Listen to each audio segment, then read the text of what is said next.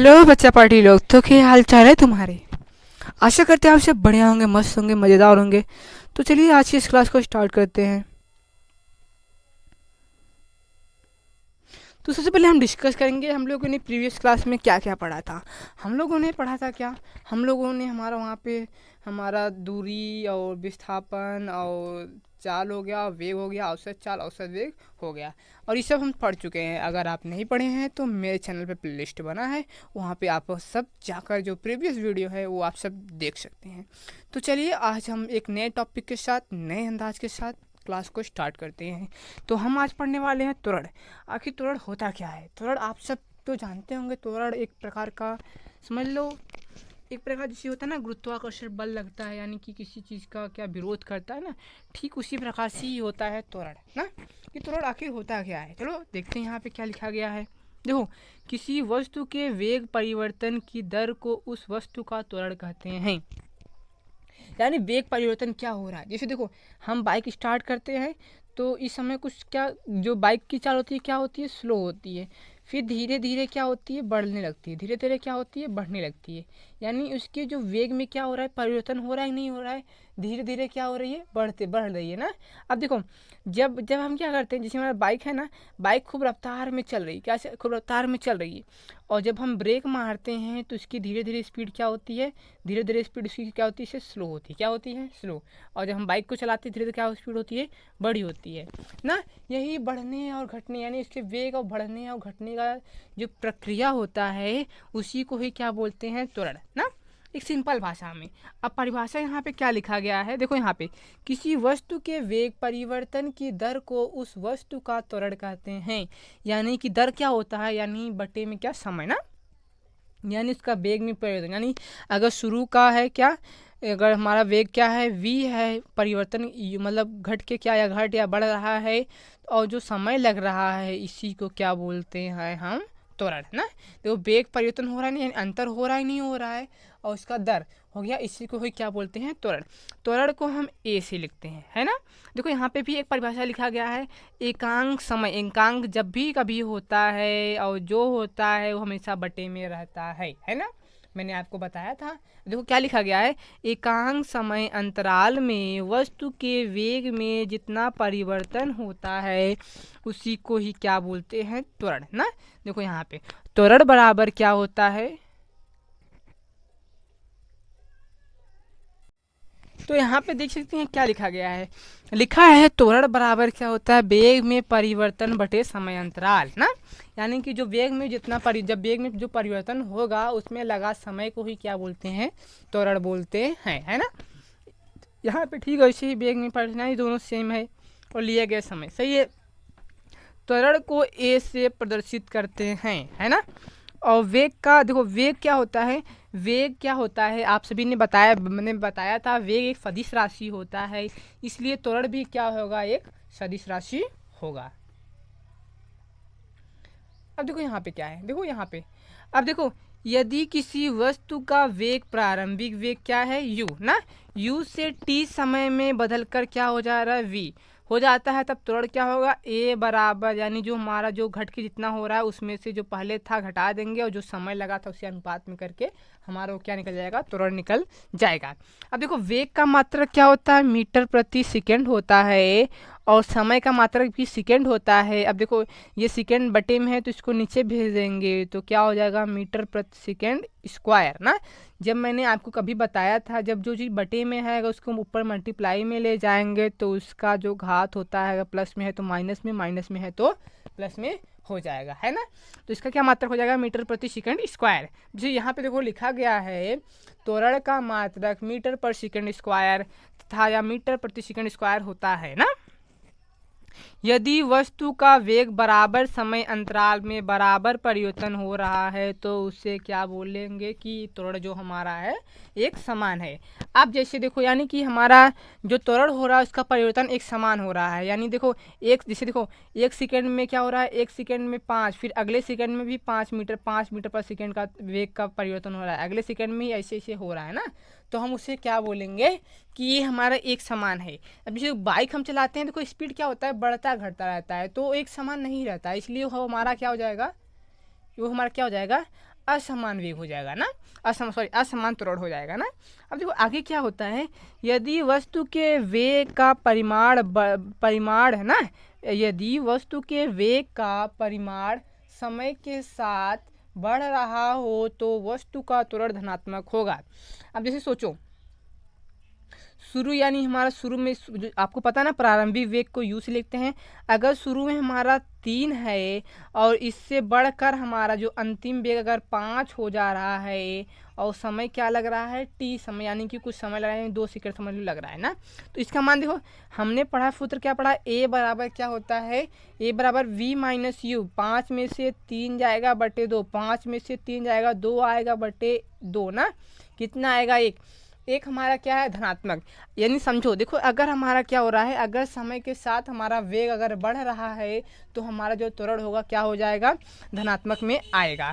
अब वही जस्ट उल्टा, अगर हमारा जो वेग है, अगर जो पहले वेग था उससे घटता जा रहा है, यानी पहले 10 था फिर बाद में 8 7 6 हो रहा है, तो वो हमारा ऋणात्मक मान आएगा, जिसे हम क्या बोलते हैं, मंदन गति।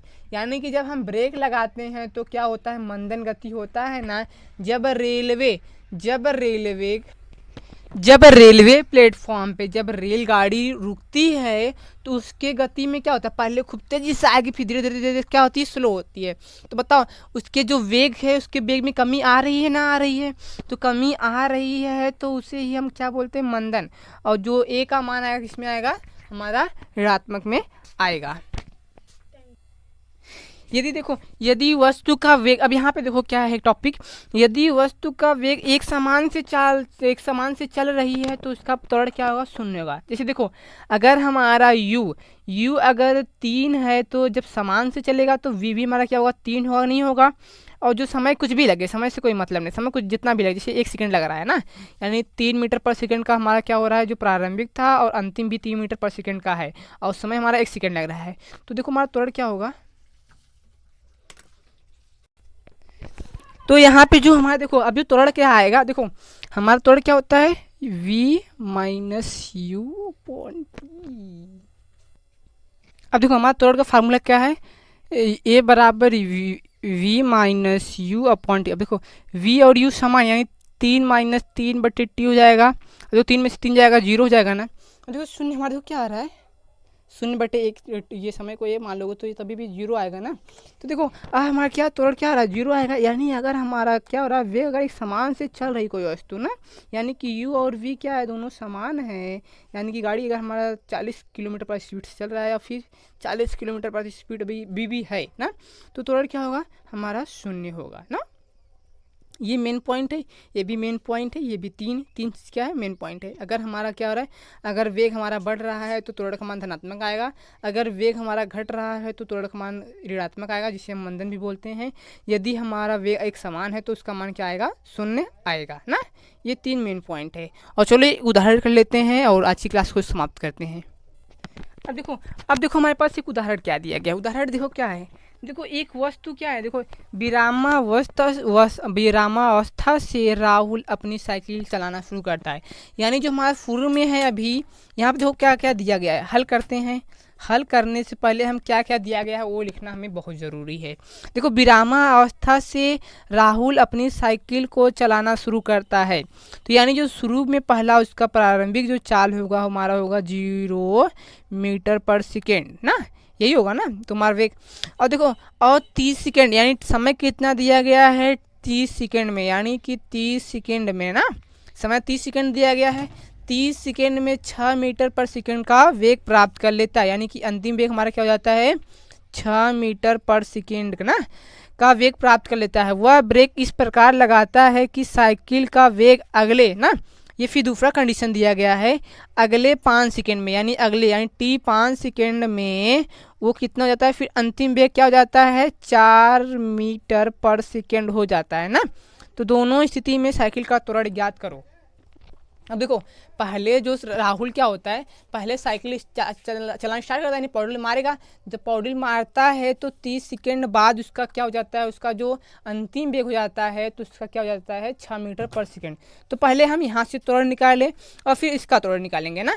अब देखो जब राहुल चला रहा था साइकिल, जब ब्रेक मारने से पहले ब्रेक मारने से पहले उसका त्वरण क्या होगा, तो जो ये होगा सेम वही होगा ना, यानी कि हमारा u भी क्या हो जाएगा 6 मीटर पर सेकेंड, यानी ब्रेक मारने के जो पहले क्या साइकिल का जो चाल था वो हमें क्या होगा, वो प्रारंभिक वेग होगा, और ब्रेक मारने के बाद जब साइकिल हमारी जब रुक रही थी थोड़ा थोड़ा, वो हमारा अंतिम वेग होगा ना। तो इन दोनों का हमें त्वरण निकालना है, तो हम पहले इससे निकालेंगे, a1 त्वरण इसका निकालेंगे ना। इसका फार्मूला क्या होता है, v minus you upon T, है ना। अब देखो v का मान क्या दिया गया है यहाँ पे 6, और इसका मान क्या दिया गया है 0, u का मान, और समय कितना लग रहा है 30 सेकेंड, है ना। अब क्या आएगा 6 बटे कितना 30, इससे भाग देंगे, अरे यार यहाँ पे थोड़ा देख लो, जब इससे भाग देंगे 6 1 का 6, 6 5 30 ना, तो इसका मान कितना आएगा, इससे भाग देंगे तो 0.2, इसका मात्रा क्या होता है मीटर पर सेकेंड का होल स्क्वायर। ये हमारे पहले त्वरण का आ गया है ना।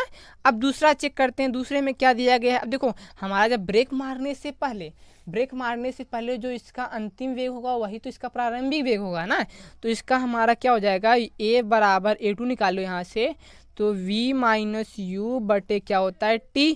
अब देखो v का मान कितना दिया गया है 4, और u का मान 6 मीटर पर सेकेंड, और समय का मात्रा कितना दिया गया है 5 सेकेंड ना। अब यहाँ से निकल जाएगा ये -2 बटे कितना आएगा 5, तो लगभग से लगभग कितना आएगा -0. इसमें भाग देंगे 10 में लगाएंगे 20 4 5 20, यानी कितना आएगा मीटर पर सेकेंड का होल स्क्वायर।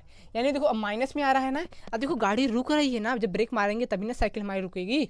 तो मंदन हो रहा है कि नहीं हो रहा है, तो ये मंदन हो रहा है, ये क्या हो रहा है हमारा, ये देखो ये स्पीड बढ़ रहा है, तो यहाँ पे देखो स्पीड बढ़ रहा है, तो इसलिए हमारा ये धनात्मक आया है। अब देखो ये गाड़ी रुक रही है यानी मंदन हो रहा है, तो जो है सॉरी साइकिल हमारी रुक रही है तो मंदन हो रहा है, इसलिए ये हमारा धनात्मक आया है ना। तो यानी कि जब कभी भी हमारी जो वेग, यानी समझो ये वेग क्या है, बढ़ के क्या हो रही है, घट रही है ना, तो हमारा इसका a का मान क्या आएगा, धनात्मक आएगा, है ना। और फिर जब कभी वस्तु का जो वेग है वो क्या हो रहा है, बढ़ से यानी कि जो कम से बड़ा मतलब बढ़ रहा है, तो हमारा इसका मान क्या आएगा, a का मान क्या आएगा, धनात्मक आएगा ना। और जब वेग क्या हो एक समान हो, तो a का मान क्या आएगा हमारा, यानी त्वरण का मान क्या आएगा 0 आएगा। आज की क्लास में हम इतना सीखे, और आशा करते हैं आपको ये समझ में आ गया होगा। तो चलिए मिलते हैं अगली क्लास में, तब तक के लिए जय हिंद।